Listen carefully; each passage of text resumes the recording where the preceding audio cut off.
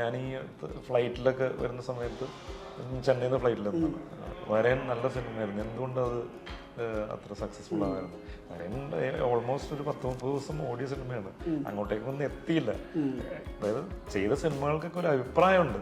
Failure ആണെങ്കിലും success ആണെന്നുണ്ടെങ്കിലും ആ സിനിമയ്ക്കൊരു ഇതുണ്ട്. ചെയ്യാനുള്ളത് ചെയ്ത് കഴിഞ്ഞു. നമ്മുടെ ഭാഗം വൃത്തിയായിട്ട് അതിനകത്ത് ചെയ്യാനുള്ളത് ചെയ്തിട്ടുണ്ട്. അൽഫോൺസ് ചിലപ്പോൾ അഴിച്ചുവിടും. പക്ഷെ ഈ പറഞ്ഞ പോലെ കഥാപാത്രത്തിന്റെ അകത്ത് വന്നിട്ട് അഴിച്ചുവിടില്ല. അതിന്റെ പുറത്തേക്ക് ഇത് ചെയ്യില്ല. സുഹൃത്തുക്കളല്ലേ, ഭയങ്കര കംഫർട്ടബിൾ ആണ്. അപ്പോൾ തെറ്റിയാലും പെട്ടെന്ന് തന്നെ അപ്പം തന്നെ പടപടയൊന്ന് പരിപാടി ചെയ്ത്.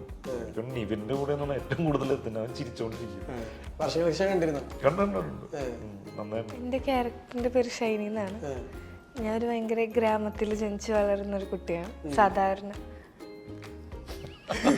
ഞാൻ ആലോചിക്കുന്നത് രാവിലെ വന്നിട്ട് ഒരു ടൈപ്പ് റെക്കോർഡർ അങ്ങനെ എന്തെങ്കിലും വന്നിട്ട് റെക്കോർഡ് ചെയ്ത് വെച്ചിരുന്നെങ്കിൽ ചോദിക്കുമ്പോ നിങ്ങൾ ഓൺ ചെയ്ത് കഴിഞ്ഞ ഇന്റർവ്യൂവിൽ വ്യത്യസ്തമായിട്ട് പറഞ്ഞിട്ട് ചിരി നിർത്താൻ പറ്റിയിട്ടുണ്ടായിരുന്നില്ല. ചേച്ചിയൊക്കെ ചിരിച്ചു ഓടിക്കളാം.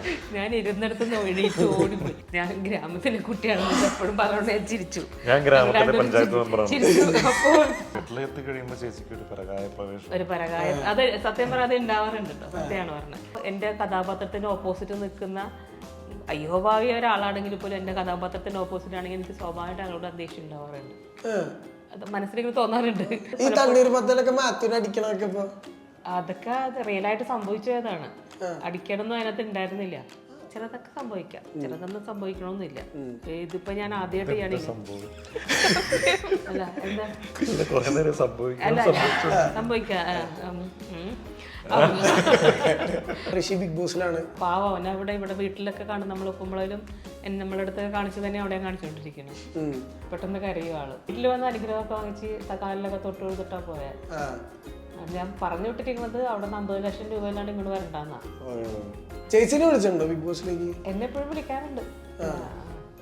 ഞാൻ പോവാത്തതെന്ന് വെച്ചാൽ ഒന്നിനെയും ബുദ്ധിക്കാറില്ല. എനിക്ക് 50 ലക്ഷം താല്പര്യം, ഞാൻ പോവാറില്ല. 50 ലക്ഷം രൂപ താല്പര്യമില്ലാണ്ട് ഞാൻ പോയില്ല.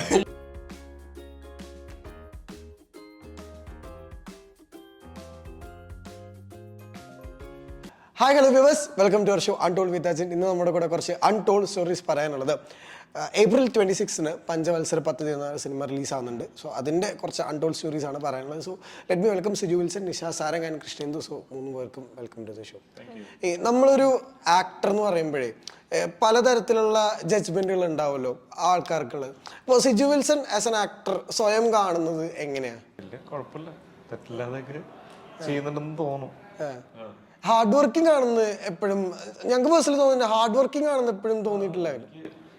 ഇഷ്ടമുള്ള കാര്യമാണല്ലോ ഞാൻ ചെയ്യുന്നത്. വേറൊരു പ്രൊഫഷനിൽ നിന്ന് ഇങ്ങോട്ടേക്ക് വരുന്നത് എനിക്ക് ഇഷ്ടമുള്ള കാര്യം ചെയ്യാൻ വേണ്ടിയിട്ടാണ്. അപ്പം ആ ഇഷ്ടമുള്ള കാര്യത്തിൽ ഒരിക്കലും കള്ളത്തരം കാണിക്കരുതെന്നുള്ള ആഗ്രഹം എന്തായാലും ഉണ്ട്. അപ്പം അത് എന്താ പറയുക, ഒരു സിനിമയ്ക്ക് അങ്ങനെ ഒരു ഹാർഡ് വർക്ക് ആവശ്യമുണ്ടെങ്കിൽ അത് പുട്ട് ഓൺ ചെയ്യാനായിട്ട് ഞാൻ എപ്പോഴും താല്പര്യം കാണിക്കാറുണ്ട്. അതിനുവേണ്ടി മുമ്പോട്ട് ഇറങ്ങുന്നുണ്ട്. കാരണം നമ്മുടെ ജോലിയുടെ ഭാഗമാണത്. നമുക്ക് ഇഷ്ടപ്പെട്ടത് ചെയ്യുന്ന കാര്യങ്ങളാണ്. അപ്പോൾ ഓരോ കഥാപാത്രങ്ങളും ഓരോരോ കാര്യങ്ങൾ ഡിമാൻഡ് ചെയ്യുന്നുണ്ടാവും. അപ്പം അത് ആ എക്സ്പെക്ടേഷൻസ് അല്ലെങ്കിൽ ആ ഒരു ഇത് മീറ്റ് ചെയ്യാന്നുള്ളത് എൻ്റെ റെസ്പോൺസിബിലിറ്റിയാണ്. അപ്പം അതിന് വേണ്ടിയിട്ടുള്ള ഒരു ശ്രമം നടത്തുന്നുള്ളതാണ്. ചേച്ചി എനിക്ക് എങ്ങനെ സിജു വിൽസനെ ആസ് എൻ ആക്ടർ കാണുന്നത്? കൂടെ വർക്ക് ചെയ്യുമ്പോൾ അല്ല, നേരത്തെ പറഞ്ഞ സിജു പറഞ്ഞത് തന്നെയാണ് എനിക്കും പറയാനുള്ളത്. നന്നായിട്ട് ഹാർഡ് വർക്ക് ചെയ്യുന്നുണ്ട്. പിന്നെ ഈ ക്യാരക്ടർ ഇപ്പം നമ്മളിപ്പോൾ ഇത്രയും ദിവസം ഷൂട്ട് ചെയ്തപ്പോൾ കണ്ടതെന്ന് വെച്ചാൽ നേരത്തെ കണ്ട സിനിമകളിൽ ഞാൻ കണ്ട സിജു വിൽസൺ അല്ല ഈ മൂവിയിൽ കണ്ടത്. അപ്പം അത് തന്നെയാണുള്ള ഒരു ആർട്ടിസ്റ്റിൻ്റെ ഏറ്റവും വലിയ പോസിറ്റീവ് എന്ന് പറഞ്ഞാൽ ആ ആളും ഈ ആളും തമ്മിൽ എൻ്റെ ഭയങ്കര ഡിഫറെൻ്റ് ആണ്. ഞാൻ പറയുകയും ചെയ്തു, ഇങ്ങനത്തെ ക്യാരക്ടേഴ്സ് ആയിരിക്കും ഇനി കൂടുതലും വരിക എന്നുള്ളത്. ശരിക്കും എന്താ സിനിമ ഈസ് ഓൾ അബൌട്ട്? പഞ്ചവത്സര പദ്ധതി നമുക്ക് കുറേ റിലേറ്റബിൾ എലമെന്റ്സ് ഉണ്ട് ഇന്നത്തെ കാലത്തെ സാഹചര്യവും സൊസൈറ്റിയും കാര്യങ്ങളൊക്കെ ആയിട്ട് ബന്ധപ്പെട്ട്. സോ എന്താ നിങ്ങളൊരു cinema is all about? John എന്ന് പറയുന്നത് സോഷ്യോ പൊളിറ്റിക്കൽ സറ്റയറാണ്. പഞ്ചവത്സര പദ്ധതി എന്ന് പറയുന്നത് ഈ പറഞ്ഞ പോലെ സിനിമയിൽ ഒരുപാട് പദ്ധതികളുണ്ട്. എനിക്ക് വളരെ റിലവൻ്റ് ആയിട്ടുള്ള ഒരുപാട് പദ്ധതികൾ ഇതിലെ കഥാപാത്രങ്ങൾ മുമ്പോട്ട് വയ്ക്കുന്നുണ്ട്. ഇതൊക്കെ അൾട്ടിമേറ്റ്ലി പ്രേക്ഷകരിലേക്കുള്ള ചോദ്യങ്ങളും കൂടിയായിട്ട് വരാം. ഈ ചോദ്യങ്ങൾക്ക് ഉത്തരം കണ്ടുപിടിക്കേണ്ടത് പ്രേക്ഷകരും കൂടിയാണ്. എന്നാൽ എന്താ പറയുക, ഇതെല്ലാം ഒരു ഒരു കഥയുടെ രൂപത്തിലാണ്, നമ്മളൊരു ഡോക്യുമെൻറ്റേഷനോ അല്ലെങ്കിൽ പ്രീച്ചിങ് അങ്ങനത്തെ ഒരു പരിപാടിയല്ല. അല്ലാതെ ഒരു കഥയും ഒരു വിഷ്വൽ സ്റ്റോറി ടെല്ലിങ്ങിൽ കൊണ്ട് എത്തിക്കുന്ന പരിപാടിയാണ്. അപ്പോൾ ഒരുപാട് കാര്യങ്ങൾ നമ്മൾ ടച്ച് ചെയ്ത് പോകുന്നുണ്ട്. അതിലെന്തെങ്കിലും കാര്യങ്ങളൊക്കെ പ്രേക്ഷകനിൽ ടച്ച് ചെയ്ത് കഴിഞ്ഞാൽ നമ്മൾ സക്സസ്ഫുൾ ആയി എന്നുള്ളതാണ് കാണുന്നത്. ഒരുപാട് വിശ്വാസങ്ങളെ കുറിച്ചും സിനിമ പറയാനുണ്ടല്ലോ. ജീവിതത്തിൽ നിങ്ങൾ പേഴ്സണലി എത്രത്തോളം സ്പിരിച്വൽ ആണ് വിശ്വാസം എന്നൊരു ആസ്പെക്ട് നോക്കുകയാണെങ്കിൽ? നമ്മൾക്ക് ഓരോ അനുഭവങ്ങളാണല്ലോ വിശ്വാസങ്ങൾ. എൻ്റെ അനുഭവങ്ങളിലൂടെ എനിക്ക് കിട്ടിയതാണ് എൻ്റെ വിശ്വാസങ്ങൾ. അതുപോലെ സിജുവിനും കാണും അനുഭവങ്ങൾ. അനുഭവത്തിലൂടെ കിട്ടിയ വിശ്വാസങ്ങളെ വിശ്വസിക്കും, ഇല്ലേ? അതെ, ഞാൻ പറയുന്നത് വിശ്വാസം ആവശ്യത്തിനുള്ള ഉണ്ട്, അന്ധവിശ്വാസമില്ല. വിശ്വാസം എന്ന് പറഞ്ഞാൽ ഞാൻ കൂടുതലും മനുഷ്യരിലാണ് കുറച്ചും കൂടി വിശ്വസിക്കുന്നത്. മനുഷ്യരിൽ നമുക്ക് ദൈവത്തെ കാണാൻ പറ്റും. അങ്ങനെ ഒരു ഞാൻ വിശ്വസിക്കുന്നത്. ഞാൻ ഇതുവരെ ദൈവത്തിനെ കണ്ടിട്ടില്ല. എന്ന് കഴിഞ്ഞാൽ നമ്മൾ സോക്കോൾഡ് പറയുന്ന രൂപത്തിലുള്ള ദൈവങ്ങളെ അങ്ങനത്തെ നമ്മൾ കണ്ടിട്ടില്ല. നമ്മൾ ചിലപ്പോൾ മനുഷ്യരുടെ രൂപത്തിൽ പല നമ്മുടെ ജീവിതത്തിൽ നമ്മൾ എക്സ്പീരിയൻസ് ചെയ്തിട്ടുണ്ട്. അതുള്ളൂ. അതിലാണ് ഞാൻ കുറച്ചും കൂടി വിശ്വസിക്കുന്നത്. ബീയിങ് ഹ്യൂമൻ, ഒരു മനുഷ്യത്വപരമായിട്ട് ജീവിച്ച് പോകുന്നതിലാണ് ഞാൻ വിശ്വസിക്കുന്നത്. ഇപ്പോൾ കൃഷ്ണൻ്റെ ഫസ്റ്റ് സിനിമയാണ് ആസ് എ ഹീറോയിൻ. എങ്ങനെയുണ്ടായിരുന്നു ഇവരൊക്കെ മൊത്തത്തിൽ സെറ്റിൻ്റെ ഒരു വൈബ്? അടിപൊളിയായിരുന്നു. ഒരു ഫൺ മൂഡായിരുന്നു. വെയിലും ചൂടും കരിയും എല്ലാം കൂടിയിട്ട് ഒരു ഫൺ. പോയതുകൊണ്ട് വെയിലും ചൂടും അറിഞ്ഞില്ല. അതാണ് സത്യം. ഇപ്പൊ നല്ല സെറ്റുകളിൽ നിന്നാണല്ലോ പൊതുവെ നല്ല സിനിമകളും നല്ല ഔട്ട്പുട്ടുകളൊക്കെ ഉണ്ടാവുക. ഇപ്പൊ ശ്രീചേട്ടൻ്റെ കാര്യം സംബന്ധിച്ചിടത്തോളം ഇപ്പൊ ഭയങ്കരമായിട്ട് ഫ്രണ്ട്ഷിപ്പില് എനിക്ക് തോന്നുന്നില്ല ഇന്ത്യൻ സിനിമയിൽ ഇപ്പൊ ഈ മാച്ച് കട്ട് ചെയ്തിട്ട് പാട്ടുകൾ ഡാൻസ് ചെയ്തിട്ടുള്ള വളരെ ചുരുക്കം നായകന്മാരിൽ ഒരാളും കൂടെയാണ് ഇപ്പൊ റോക്കാങ്കുത്ത് പ്രേമത്തിലേക്ക്. ശരിക്കും ഈ സെറ്റ് എത്രത്തോളം നമ്മുടെ ഔട്ട്പുട്ടിനെയും നമ്മുടെ ഈ പറഞ്ഞ പെർഫോമൻസിനെയൊക്കെ ഇമ്പാക്ട് ചെയ്യുന്നുണ്ട്? അതെ, ഞാനിപ്പോൾ അത് നല്ലൊരു ചോദ്യമാണ്. എന്താണെന്ന് വെച്ചാൽ ഇപ്പോൾ അവിടെ ഹീറോ സിജു ആണല്ലോ. സിജു ഭയങ്കര എല്ലാവരോടും, എല്ലാ ആർട്ടിസ്റ്റിനോടും, അതുപോലെ തന്നെ ഡയറക്ടറോടും ബാക്കിയുള്ള ക്രൂവിലെല്ലാവരോടും ഒരു നടൻ്റെതായ തലക്കനമില്ലാതെ വളരെ കൂളായിട്ട് ഞങ്ങളെപ്പോലത്തെ എല്ലാ ആൾക്കാരെയും പോലെ തന്നെ വരുന്ന പുതിയ ആർട്ടിസ്റ്റുകളെ പോലെ തന്നെ ഇടപഴകുകയും എല്ലാവരുടെ ഒപ്പം നിൽക്കുകയും കളിക്കുകയും ചിരിക്കുകയും തമാശ അതൊപ്പം വർക്കിന് ഇമ്പോർട്ടൻസ് കൊടുത്ത് വർക്ക് ചെയ്യുകയൊക്കെ ചെയ്തു. അപ്പോൾ നമ്മൾ കൂടെ ഹീറോ എന്ന് പറഞ്ഞ ഒരാൾ അങ്ങനെ നിൽക്കുമ്പോൾ അവിടെ ഇരിക്കുന്ന എല്ലാ ആൾക്കാരും ആ വൈബ് കിട്ടും. അത് തന്നെയാണ് എനിക്ക് അനുഭവപ്പെട്ടത്. ഞാൻ എല്ലാ പടത്തിലും ചെയ്തതിനേക്കാൾ കുറച്ചും കൂടെ എല്ലാവരോടും ഭയങ്കര ഇതുണ്ടായിരുന്നു. എന്ന് വെച്ചാൽ ഞങ്ങൾ അവിടെ അങ്ങനെ നിന്നേ പറ്റുള്ളൂ. കാരണം വെച്ചാൽ അത്രയും ചൂട് ഭയങ്കരമായിരുന്നു. അവിടെ നമ്മൾ കുറച്ച് ഇത്തിരി താന്നു പോയിട്ടുണ്ടെങ്കിൽ ഇത് നമുക്ക് ഈ ചൂടൊക്കെ നന്നായിട്ട് അനുഭവപ്പെടുമായിരുന്നു, അല്ലേ? അപ്പോൾ ഇതൊക്കെ നമ്മൾ ഇപ്പോൾ സിജു ആണെങ്കിലും ബാക്കിയുള്ള ആർട്ടിസ്റ്റുകളാണെങ്കിലും എല്ലാവരും അവിടെ ഭയങ്കര പോസിറ്റീവായിട്ടാണ് നിന്നത്. ഒരു സെക്കൻഡ് പോലും ആരും തമാശ പറയാണ്ട് ചിരിക്കാണ്ടും ഇരുന്നിട്ടില്ല, അല്ലേ? ഷോർട്ട് സമയത്ത് എല്ലാവരും ആ ഒരു സീരിയസിലേക്ക് പോകുമെങ്കിൽ അത് കട്ട് പറഞ്ഞാൽ എല്ലാവരും കൂടെ കൂടി നിന്ന് ഇതുപോലെയൊക്കെ രസകരമായ നിമിഷങ്ങളായിരുന്നു. അത് തന്നെയായിരുന്നു ആ പടത്തിന്റെ പോസിറ്റീവും അത് തന്നെയായിരുന്നു. അതൊന്നും അറിയാതിരുന്നത് അതുകൊണ്ടാണ്. ശരിക്കും അവിടെ ഷൂട്ട് ചെയ്തപ്പോൾ ഇത്രയും ചൂട്? സുൽത്താൻ ബത്തേരി, വയനാട് അമ്പലവയൽ എന്ന് പറഞ്ഞൊരു സ്ഥലമാണ്, ഒരു ഗ്രാമം. നമ്മൾ ഫെബ്രുവരി മാർച്ച് ടൈമിലായിരുന്നു ഷൂട്ട്. ആലോചിച്ച് നോക്കിയാൽ എന്തെങ്കിലും ചൂടുണ്ടാവും. നല്ല ഷൂട്ട് തുടങ്ങുന്ന ഫസ്റ്റ് ഡേ ആദ്യത്തെ 2 ദിവസം കണ്ടായിരുന്നു ഇച്ചിരി ക്ലൈമറ്റ് വലിയ കുഴപ്പമില്ല. അത് കഴിഞ്ഞ് പിന്നെ അങ്ങ് ചൂട് ഭയങ്കരമായിട്ട് കൂടിയായിരുന്നു. ചൂട് മാത്രമല്ല, പുലിയൊക്കെ ഇറങ്ങുന്ന സമയം കൂടിയായിരുന്നു. നമ്മൾ ഫസ്റ്റ് ഡേ ഷൂട്ടിന് പോകുമ്പോൾ അവിടുത്തെ ഹോസ്പിറ്റലിലാണോ, അവിടുത്തെ ഗവൺമെന്റ് ഹോസ്പിറ്റലിന്റെ ഫ്രണ്ടിൽ എന്ന് തോന്നുന്നു, അല്ല പോലീസ് സ്റ്റേഷന്റെ ഫ്രണ്ടിൽ എല്ലാവരും ധർണ എന്തൊക്കെയായിരുന്നു. അന്ന് അവിടെ എന്തോ പുലി എന്തോ കെണിയിൽ വീണ് മരിച്ചിട്ട് ഒരു പുള്ളി ആത്മഹത്യ ചെയ്തിട്ടുണ്ടായിരുന്നു. പുള്ളിയാണ് കൊന്നതെന്ന് പറഞ്ഞിട്ട് അങ്ങനത്തെ എന്തോ ഇഷ്യൂ ഉണ്ടായിട്ടൊരു ഉണ്ടായിരുന്നു. അങ്ങനെ ബ്ലോക്കായിരുന്നു കംപ്ലീറ്റ്. നമുക്ക് സെറ്റിലേക്ക് എത്താനായിട്ട് പറ്റുന്നുണ്ടായിരുന്നില്ല ഫസ്റ്റ് തന്നെ. അപ്പം അങ്ങനത്തെ ഇഷ്യൂ ഉണ്ടായിരുന്നു. പുലി ഇറങ്ങുന്ന പരിപാടി ഇതൊക്കെ ഉണ്ടായിരുന്നു. ഇതിൻ്റെയൊക്കെ ഇടയിലായിരുന്നു ഷൂട്ട് നടന്നിരുന്നത്. അവിടെ മറ്റേ ചൂട് വന്നിട്ടുണ്ട്, നമുക്ക് കാരവൻ അങ്ങനെയുള്ള ഒന്നും യൂസ് ചെയ്യാനോ ഒരു വീടോ ഒന്നും ഉണ്ടായിരുന്നില്ല. കാരണം കുറെ ദൂരെയാണ് കാരവൻ. നമുക്ക് അങ്ങോട്ടേക്ക് ആ ഏരിയയിലേക്ക് പടം കാണുമ്പോൾ മനസ്സിലാവും, ആ ഏരിയയിലേക്ക് അത്ര വണ്ടികളൊന്നും പോകില്ല. നമുക്ക് കുറെ നടക്കാനൊക്കെ ഉണ്ടായിരുന്നു. അല്ല ഇപ്പോഴും ഈ പറഞ്ഞ പോലെ ഒരു ആക്ടർ ചിലപ്പോൾ ഈ പറഞ്ഞ പോലെ ഒരു നിസ്സായനായി പോകുന്ന ചില സിറ്റുവേഷൻസ് ഒക്കെ ഉണ്ടല്ലോ. ഇപ്പോൾ നമ്മൾ പറയുകയാണെങ്കിൽ ഒരു സിനിമ ഭയങ്കരമായിട്ട് ആൾക്കാർ കണ്ടു, അല്ലെങ്കിൽ ആ സിനിമയുടെ ആക്ടേഴ്സിന്റെ പെർഫോമൻസ് ഭയങ്കര പ്രൈസ് ചെയ്യപ്പെട്ടു, പക്ഷെ ആ സിനിമ കൊമേഴ്ഷ്യലി വിജയില്ല അല്ലെങ്കിൽ ശ്രദ്ധിക്കപ്പെട്ടില്ല എന്നിരിക്കട്ടെ, ശരിക്കും ആക്ടർ കടന്നു പോകുന്ന ഒരു സിറ്റുവേഷൻ എന്തായിരിക്കും? വിഷമമുണ്ടോ? എന്തായാലും വിഷമമുണ്ട്. പക്ഷെ അത് നമ്മൾ ക്യാരി ചെയ്ത് കൊണ്ടുപോയിട്ട് നമുക്ക് യാതൊരു ഗുണമില്ല. കാരണം റീസെന്റ് ഞാൻ ഈ ഫ്ലൈറ്റിലൊക്കെ വരുന്ന സമയത്ത് ചെന്നൈയിൽ നിന്ന് ഫ്ലൈറ്റിലെത്തുന്നു. അതുപോലെ തന്നെ ഞാൻ മുംബൈക്ക് പോയപ്പോഴും ഒരു 1-2 മലയാളികൾ നമ്മൾ പരിചയപ്പെട്ടായിരുന്നു. അപ്പോൾ ആ സമയത്ത് വരയൻ്റെ കാര്യം പറഞ്ഞു. വരയൻ നല്ല സിനിമയായിരുന്നു. എന്തുകൊണ്ടത് അത്ര സക്സസ്ഫുൾ ആയിരുന്നു? വരയൻ ഓൾമോസ്റ്റ് ഒരു 10-30 ദിവസം ഓടിയ സിനിമയാണ്. അങ്ങോട്ടേക്കൊന്നും എത്തിയില്ല. അതായത് ചെയ്ത സിനിമകൾക്കൊക്കെ ഒരു അഭിപ്രായമുണ്ട്, പക്ഷെ ഈ പറയുന്ന പോലെ ഇവരിലേക്ക് എത്താത്തതിൻ്റെ ഒരു പ്രശ്നമായിരിക്കാം. ഞാനും ഒരുപാട് നമ്മൾ പറ്റുന്ന പോലെ മാക്സിമം പ്രൊമോഷൻ പരിപാടികൾ ചെയ്യാറുണ്ട്. ഇപ്പൊ എത്ര നാളും ചെയ്ത സിനിമകളിൽ മറിയം വന്ന് വിളക്കൂതി എന്ന് പറഞ്ഞ സിനിമ ഈ കഴിഞ്ഞ ദിവസം ഒരു ഫാമിലി കണ്ടിട്ട് നമ്മൾ രാവിലെ ഇരിക്കുന്ന സമയത്താണ് നമ്മള് സൽക്കാര കയറിയില്ലേ, തൃശ്ശൂർ പോണതിന് മുമ്പ് സൽക്കാര കയറിയ സമയത്ത്, ആ സമയത്ത് ഒരു ഫാമിലി വന്നിട്ട് മീറ്റ് ചെയ്തിട്ട് പറഞ്ഞ പുള്ളി പറഞ്ഞ, അതായത് മറിയം വന്ന് വിളക്കൂതി കണ്ടിട്ട് ഒരുപാട് ചിരിച്ചു, ഭയങ്കര രസമുള്ള സിനിമ എന്നൊക്കെ പറയാണ്. ഇതൊന്നും തിയേറ്ററിൽ അങ്ങനെ ഭയങ്കര ഒരു ഇത് വരുത്താത്ത സിനിമ പിന്നീടാണ് കാണുന്നത്.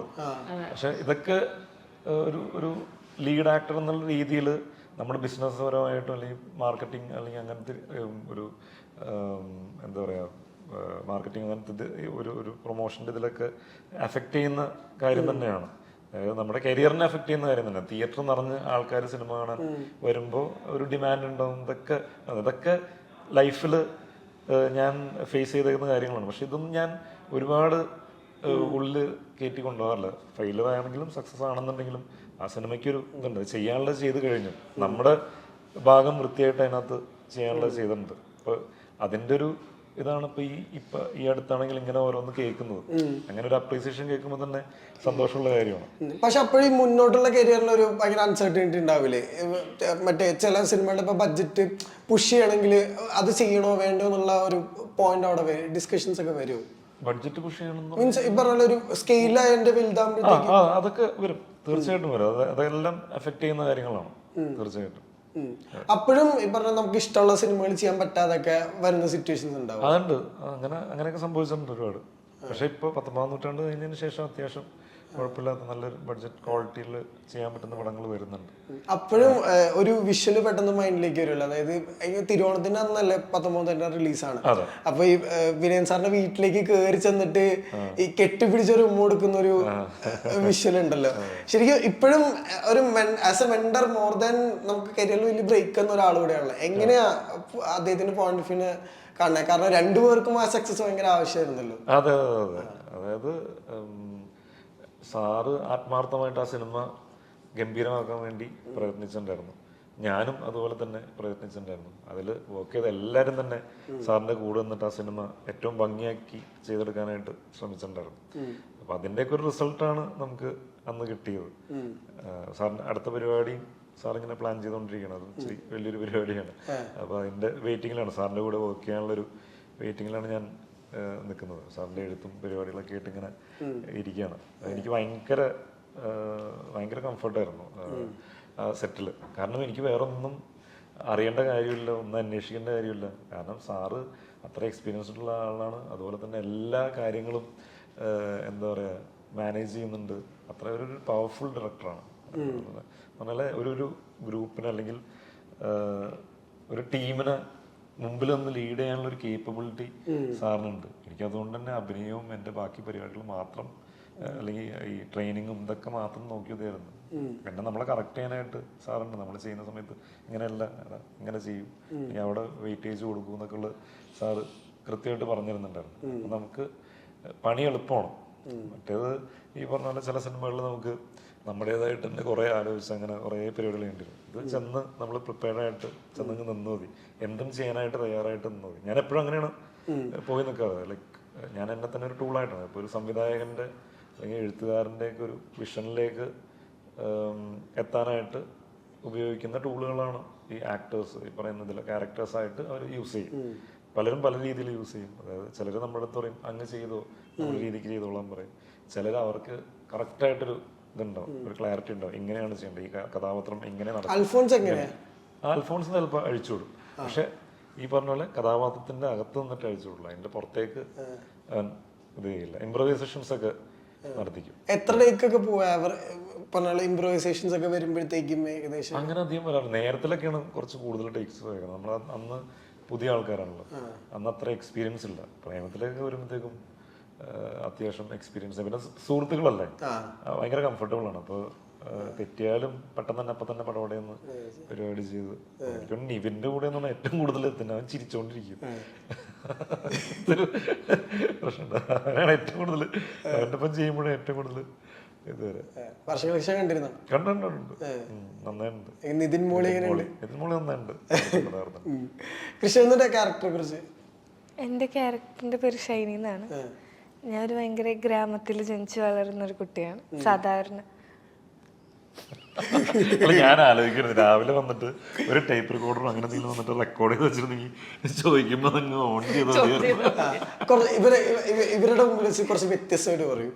ഈ കഴിഞ്ഞ ഇന്റർവ്യൂവിൽ വ്യത്യസ്തമായിട്ട് പറഞ്ഞിട്ട് ചിരി നിർത്താൻ പറ്റിയിട്ടുണ്ടായിരുന്നില്ല. ചേച്ചിയൊക്കെ ചിരിച്ചു ഓടിക്കളഞ്ഞു.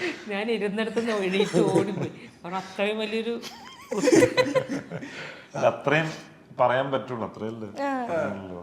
ഗ്രാമത്തിലെ കുട്ടിയാണ്. നമുക്ക് 26-ാം തീയതി കാണാം. ചേച്ചിയുടെ ക്യാരക്ടറെ കുറിച്ച് പറയാം. എനിക്ക് തോന്നുന്നു ഒന്ന് പറയാൻ ചേച്ചി പറയേച്ചി. നേരത്തെ പറഞ്ഞേ ഞാൻ ഗ്രാമത്തിലെ കുട്ടിയാണെന്ന് എപ്പോഴും പറഞ്ഞോണ്ട് ഞാൻ ചിരിച്ചു. ഞാൻ ഗ്രാമത്തിലെ പഞ്ചായത്ത് മെമ്പറാണ്. ആ ഗ്രാമത്തിലെ പഞ്ചായത്ത് മെമ്പറാണ്. അല്ലല്ല അതല്ല. എന്നിട്ട് അടുത്ത ഞങ്ങൾ അങ്ങനെ ചിരിച്ചത് കൊണ്ട് ആ ഗ്രാമത്തിലെ കുട്ടി അന്ന് മാറ്റി പിടിക്കുമെന്ന് പറഞ്ഞു. മാറ്റി പിടിച്ചത് എങ്ങനെയാണെന്ന് അറിയാമോ? ഞാൻ ഗ്രാമത്തിലെ കുട്ടി എന്നാണല്ലോ പറഞ്ഞത്. ഞാൻ പട്ടണത്തിലല്ല ജനിച്ചത്, ഞാൻ സിറ്റിയിൽ ജനിച്ച കുട്ടിയല്ല. അങ്ങനെയായിരുന്നു. പക്ഷെ കൊള്ളായിരുന്നു. അപ്പൊ നല്ല വെറൈറ്റി ആയിരുന്നു. കഴിഞ്ഞ ഇന്റർവ്യൂല് ഇതിന് ഹൗസ്ഫുൾ ഷോ ആയിരുന്നു. പക്ഷെ ഇത് അത്രയും ഇല്ല. എനിക്കൊരു സ്ഥിരം പ്രേക്ഷകണ്ടോ? ഒന്നുമില്ല. ക്യാരക്ടറെ കുറിച്ചിട്ട് എന്റെ ക്യാരക്ടർ അമ്പിളി എന്ന് പറഞ്ഞൊരു പഞ്ചായത്ത് മെമ്പറാണ്. നാടിന്റെ പുരോഗമനത്തിന് വേണ്ടി വളരെ സത്യസന്ധമായിട്ട് പ്രയത്നിക്കുന്ന നല്ലൊരു മെമ്പർ. എന്തെങ്കിലും പറയണ്ടോ? അമ്മയാണ്, ഭാര്യയാണ്. പക്ഷെ അതിനേക്കാളുപരി നാടിനോട് ഭയങ്കര എന്താ പറയാ ഉത്തരവാദിത്വം. ഈ ഒരു പറഞ്ഞ കലമത്സര പ്രതിമയായിട്ട് ചേച്ചിക്കാണോ ഏറ്റവും കൂടുതൽ കണക്ഷൻ ഉണ്ടാവും? അതിനകത്ത് പ്രതിമയായിട്ട് എല്ലാവർക്കും കണക്ഷൻ ഉണ്ട്, നാട് മുഴുവനും കണക്ഷൻ ഉണ്ട്. അവകാശങ്ങൾക്ക് വേണ്ടി ഏതറ്റം വരെ പോകുന്ന ആളാണ്. അവകാശങ്ങൾ നേടിയെടുക്കാൻ വേണ്ടിയിട്ട് എവിടെ വേണമെങ്കിലും പോയി സംസാരിച്ച് കാര്യങ്ങളൊക്കെ റെഡിയാക്കാൻ ശ്രമിക്കുന്ന ആളാണ്. ഇപ്പൊ പണ്ടും ചേച്ചി പറഞ്ഞിട്ടുള്ള ഒരുപാട് ആഗ്രഹങ്ങൾ ഉണ്ടായിരുന്നല്ലോ ആസ് എൻ ആക്ടർ, നമുക്ക് എങ്ങനെ പറഞ്ഞു. അപ്പോഴും ചേച്ചിക്ക് ഒരിക്കലും സ്ക്രീനിൽ കരയാൻ ആഗ്രഹമില്ലാത്ത ഒരാളായിരുന്നു. ചേച്ചിക്ക് പറഞ്ഞ എനിക്കൊരു കരച്ചിൽ നായിക ആവണ്ട എന്നുള്ളത് ചേച്ചി അന്നേ പറഞ്ഞിട്ടുള്ളൊരു കാര്യമായിരുന്നു. ഓരോ കഥാപാത്രങ്ങൾ വരുമ്പോൾ ചേച്ചിയുടെ ഒരു പ്രോസസ്സ് എങ്ങനെയായിരിക്കും അതിലേക്ക് കടക്കുന്ന, ഒരു ക്യാരക്ടറൈസേഷനിലേക്ക് കടക്കുന്ന? സത്യം പറഞ്ഞാൽ ഞാനൊന്നും ആലോചിച്ച് വെക്കാറില്ല. ഒരു കഥാപാത്രം ചെയ്യുമ്പോൾ അത് അങ്ങനെ ചെയ്യണം ഇങ്ങനെ ചെയ്യണമെന്ന് ഒരിക്കലും സത്യസന്ധമായി പറഞ്ഞാൽ അങ്ങനത്തെ ആലോചിച്ച് വെക്കണം. എനിക്ക് അങ്ങനെ ഞാൻ പലപ്പോഴും പല ഇന്റർവ്യൂവിലും പറഞ്ഞിട്ടുള്ള കാര്യം, എനിക്കങ്ങനെ ആലോചിച്ച് വെക്കാൻ എനിക്കറിയില്ല. അത്രയ്ക്കുള്ള ബ്രില്യൻ്റ് അല്ല, അത്രയും ബ്രില്യൻ്റ് അല്ല ഞാൻ. പിന്നെ അവിടെ നമ്മളോടൊരു കഥാപാത്രത്തെക്കുറിച്ച് പറയുമ്പോൾ നമ്മൾ ആ സെറ്റിൽ ചെന്ന് കഴിയുമ്പോഴാണല്ലോ നമ്മൾ ആ കഥാപാത്രമായി മാറണേ. അതിനു മുന്നേ നമ്മളിങ്ങനെ പലയിടത്തും ഓടി നടക്കായിരിക്കും ഓരോ കഥ അല്ലേ, ഓരോന്ന് ചെയ്യാനായിട്ട്. അവിടെ ചെന്ന് കഴിഞ്ഞ് നമ്മൾ ആ വേഷമൊക്കെ ഇട്ട് കഴിഞ്ഞ് ഡയറക്ടർ നമ്മളടുത്ത് അല്ല അസോസിയേറ്റ് വന്നിട്ട് നമ്മളടുത്ത് കാര്യങ്ങൾ പറഞ്ഞ് പിന്നെ അവിടെ നിന്ന് ഞങ്ങൾ പതുക്കെ ഇങ്ങനെ മാറലാണ്. അതെങ്ങനെ സംഭവിച്ചു പോണതാണ്. ഒരു പരകായം അത് സത്യം പറഞ്ഞാൽ അത് ഉണ്ടാവാറുണ്ട് കേട്ടോ, സത്യമാണ് പറഞ്ഞത്. അത് ഉണ്ടാവാറുണ്ട് പലപ്പോഴും. അതെന്തോ ഒരു ദൈവത്തിൻ്റെ അനുഗ്രഹമാണ്. പലപ്പോഴും എൻ്റെ മൈൻഡ് എനിക്ക് ചിലപ്പോൾ എൻ്റെ കഥാപാത്രത്തിൻ്റെ ഓപ്പോസിറ്റ് നിൽക്കുന്ന അയ്യോഭാവിയ ഒരാളാണെങ്കിൽ പോലും എൻ്റെ കഥാപാത്രത്തിൻ്റെ ഓപ്പോസിറ്റ് ആണെങ്കിൽ എനിക്ക് സ്വാഭാവികമായിട്ട് അയാളോട് ദേഷ്യം ഉണ്ടാവാറുണ്ട്. അത് മനസ്സിലേക്ക് തോന്നാറുണ്ട്. ഞാനിട്ട് പലപ്പോഴും കൺട്രോൾ ചെയ്യാറുണ്ട്. അപ്പൊ അത് അതൊക്കെ റിയലായിട്ട് സംഭവിച്ചതാണ്. അടിക്കണമെന്നും അതിനകത്ത് ഉണ്ടായിരുന്നില്ല. അത് അപ്പോൾ ഞാൻ അടിച്ചപ്പോഴത്തേക്കും അവൻ പറഞ്ഞു അടിച്ചോളൂ എന്ന് പറഞ്ഞു. അതിപ്പോൾ ചേച്ചി ശരിക്കും എന്നെ അടിക്കൂ എന്ന് പറഞ്ഞു. അങ്ങനെയൊക്കെ അങ്ങനെ അറിയാതെ അതിങ്ങനെ ആ ഒരു ഇപ്പോൾ ഞാൻ പറയട്ടെ, ഞാൻ എൻ്റെ മോളോട് ബസ്സിൽ പോവാണ്. എൻ്റെ മോളുടെ കാമുകൻ വന്നിട്ട് എൻ്റെ മോളോട് പറയാണ് വാടി എൻ്റെ കൂടെ എന്ന് പറഞ്ഞാൽ ഞാൻ അവനോടത്ത് ഉമ്മ വയ്ക്കില്ലല്ലോ, തടവില്ലല്ലോ അല്ലേ, ഇങ്ങനെ പോടാ പോടാ ഇങ്ങനെ പറയില്ലല്ലോ. സ്വാഭാവികമായിട്ട് എൻ്റെ സ്വഭാവം വെച്ചിട്ട് അറ്റടി അങ്ങ് കൊടുക്കും, ഇറങ്ങി പോടാന്ന് പറയുന്നേ. അത് തന്നെ ചെയ്തുള്ളൂ. ഈ മിനി സ്ക്രീനിൽ വരുമ്പോ എങ്ങനെയാണ്? കാരണം നമ്മുടെ ക്യാരക്ടറായിട്ട് ട്രാവൽ ചെയ്യാണല്ലോ കുറെ നാളുകൾ വരുമ്പോഴത്തേക്കും. അപ്പോഴും ഈ പരകായ പ്രവേശം കഴിഞ്ഞിട്ട് ശരിക്കും എന്താ അവിടെ? അല്ല, ഞാൻ അത്ര വലിയ ആർട്ടിസ്റ്റ് ഒന്നും അല്ല. ഞാൻ പരകായ പ്രവേശം എനിക്ക് അല്ല അങ്ങനെ പറഞ്ഞല്ലേ. ഞാനിപ്പോ അങ്ങനെ സംഭവിക്കി പറയാൻ വേണ്ട, അങ്ങനെ സംഭവിച്ചു പോകുന്നതാണ് ചിലതൊക്കെ. എൻ്റെ കയ്യിൽ നിന്ന് സ്ലിപ്പായി പോകാറുണ്ട്. എപ്പോഴും അങ്ങനെ ആവാൻ പറ്റൊന്നുമില്ല ഇല്ലേ.